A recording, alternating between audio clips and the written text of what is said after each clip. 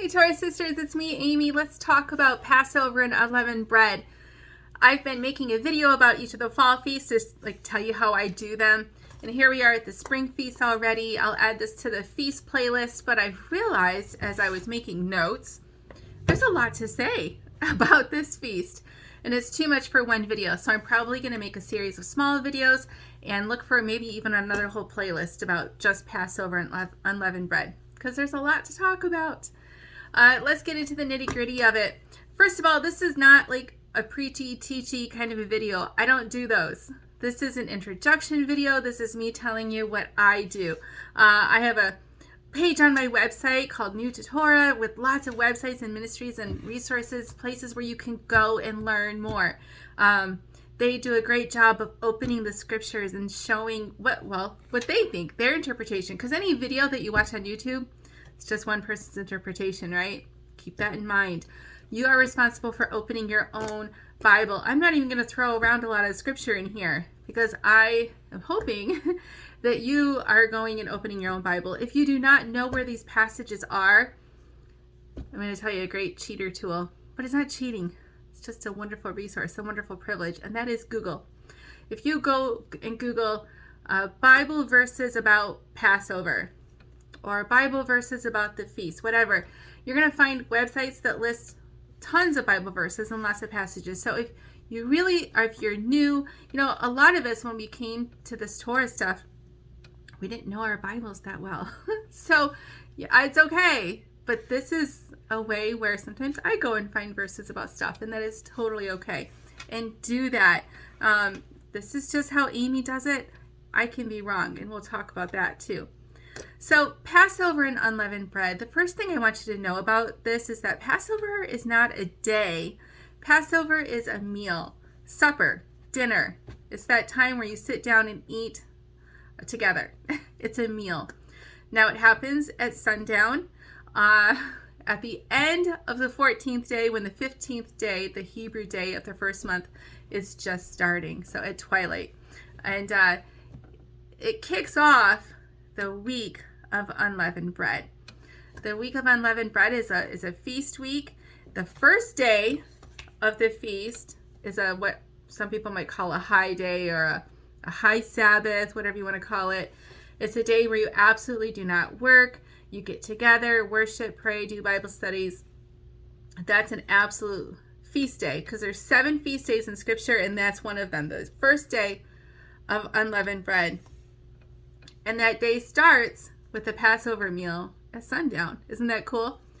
And then you have these days in the middle of the week. And then the last day of the feast, again, is one of those it's the second feast day of the Hebrew calendar.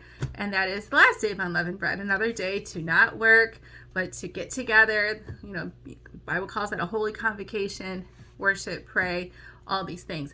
And if there was a temple, there would be sacrifices, there would be offerings and ceremonies and things like that, which we cannot do right now. Obviously, there's no temple, and there's very strict instructions about how and when and where to do that. And it's not now. So we miss out on that privilege, don't we? So let's go through the things that we can do now. The second thing I want to make sure you know, you've heard me say this before, is that please learn the difference between a biblical command and a tradition. It's not hard. These feasts, all of the Father's feasts, are not hard. They're very easy. They're very simple. And I have a blog post, first of all. I have a long blog post at TorahSisters.com about Passover. Just Google Torah Sisters Passover. You'll find it. And I'm going to list some of the commands and the scriptures for them. Those are the only things that you're really, I guess, obligated to do. Everything else is tradition. People sitting around with a circle plate with all these little notches in it, tradition. And it's okay. And you're going to hear me talk about some traditions that I do. But let's go through the commands. No working on the first and the last day. We said that. There's a command to get the leaven out of our house before the meal, before the feast starts. And I'll make another video about leaven. But we're commanded to get it out of our houses. And then we're commanded during the feast to only eat unleavened bread. So matzah or flat bread, stuff like that. We're commanded to remember, of course, the Exodus when Yah took his people out of slavery and he redeemed them. You're going to hear that word a lot. And therefore, with redemption, we all know now that it was pointing to Yeshua's sacrifice on the cross. So I believe, the New Testament is inspired scripture too, and we're supposed to follow the commands there. We're told to, when we do this, to remember Yeshua. This is the only feast day where scripture talks about telling it. This is to tell the story to our children. This night, this Passover meal. So see, sometimes we get them all together. The Passover meal is to tell our children about the Exodus. And also, I think about Yeshua's sacrifice. And then they tell their children, and so on and so on. So this thing that we memorialize and remember. I mean, this is the gospel, and we live the gospel every day. But it's okay to have one special time where you really, really focus on it. And everyone at the same time is telling their children the story. It's very nice. And I mean, nice. Not even the right word. It's commanded. It's his instructions for us. And, we used to think that we don't need physical things. Everything is spiritualized and everything's in here and it's in our heart. But when we do things, this Passover meal, these feasts that we do, they're object lessons that help us to learn something, or to look forward to something so that we recognize it when it happens. I'm looking at my notes here. We're supposed to eat bitter herbs. We're supposed to drink wine. We're supposed to eat lamb. I know some people don't eat lamb. Don't sacrifice a lamb on some sort of altar in your backyard, but eat lamb or whatever meat you think you're supposed to eat. And we're supposed to do it in the home. So those are, I think I got them all, the commands. Again, not a lot. Very, very simple. And a lot of what you're going to hear me talk about and what you're then going to see beyond that. So I make sure I do those every year when I do Passover and the feast. But I like some of these traditions that go along with it. Not all of them, but I like a lot of them. And so you're going to hear me talk about those. And when you do, please do not think for a second that I'm saying you have to do tradition, or even that you ought to do tradition. I just get lots of questions about, Amy, what do you do? So I'll show you what I do. And you can do the traditions if you want. You can change them. You can do, they're traditions. So as long as it doesn't make you violate some other command, right? You're not gonna eat ham at your Passover. Don't do that, because that would be violating another command. So as I make these a series of short videos about Passover, and these really are for those of you who are new to Torah, those of you who have not done these feasts before, the overall theme is I want you to just do it. I just want you to try to do a Passover meal. I want you to try to observe the feast. You're probably going to get it wrong. I'm probably doing parts of it wrong. I don't think that the exact point is to get it perfect. And I know some people will hate me for saying that, but if the whole point of doing the feast was this idea of perfect compliance and things, I don't think any of us should be doing them, because none of us will ever do them right. The only one who did these right was Yeshua himself. And yet, as much as we are messed up people with messed up interpretations and things, the Father still asks us, sinners, to do these. He knows we're going to mess it up, but he still says, come and meet with me on these special days. I'm going to meet with you. So you're going to hear me say over and again, just go for it. Don't worry about it too much. And by too much, I mean to the point where you're discouraged. If you get worried, because we're going to talk about lots of little things, right? And if you get so wrapped up in these little things that the enemy uses that confusion, I guess, to discourage you and make you want to give up, then you got to let those little things go. And either don't do that part, or choose a way and go for it and study more for next year, and maybe you'll feel more settled. But the enemy doesn't want us to do these. We have seen that for many, many millennia. He hates us meeting with the Father, especially the way we're doing it to honor Yeshua and his sacrifice as Messiah come in the flesh to redeem all of mankind. He wants us to fight. He wants us to bicker. He wants us to get nitpicky and get specks out of each other's eyes and then to get offended. Let's not let him do that. We can talk, and I'm reluctant to tell you guys how I do everything because people will be critical, and I know that, and that's hard on me.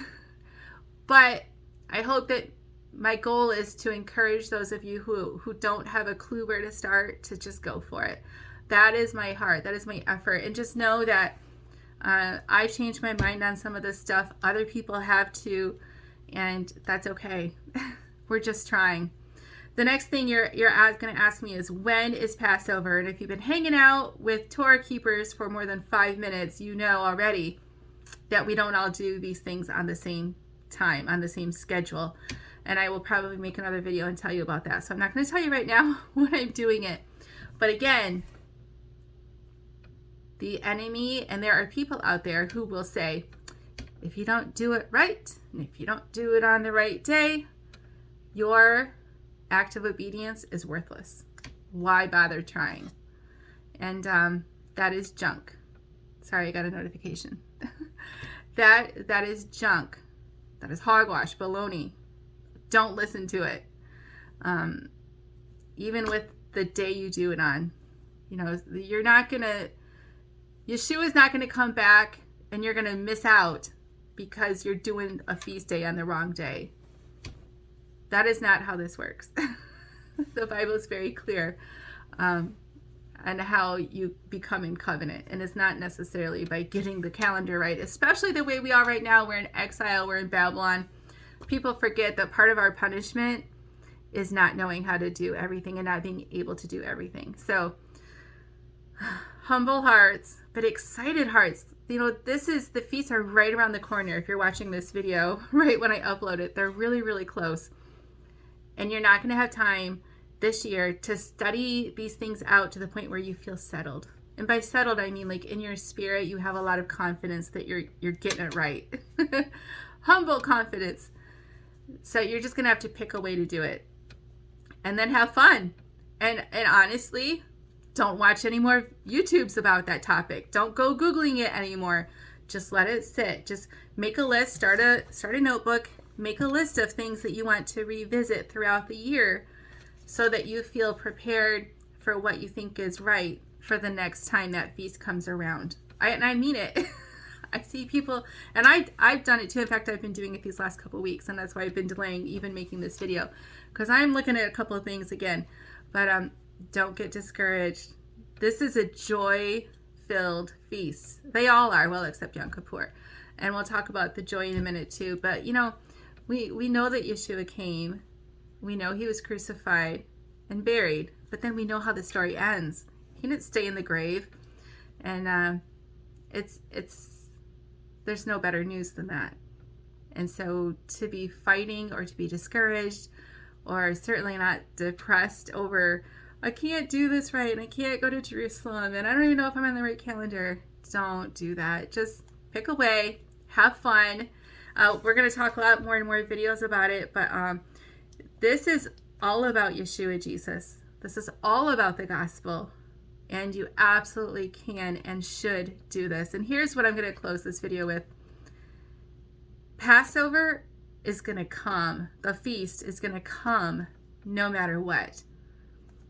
It's going to come because God set the stars and the moon and the sun in motion to tell us when these feasts are. And until those things go away, the feasts are going to keep coming around and around and around, including the weekly Sabbath. That's a feast too. They come around and around and around. It's just, the only thing is if you get discouraged or decide this isn't for me, this is weird, then you're the one missing out, because Passover is going to come no matter what. It just depends on if you're going to join this year. So I hope you do, because you will be blessed. I'll see you in the next video.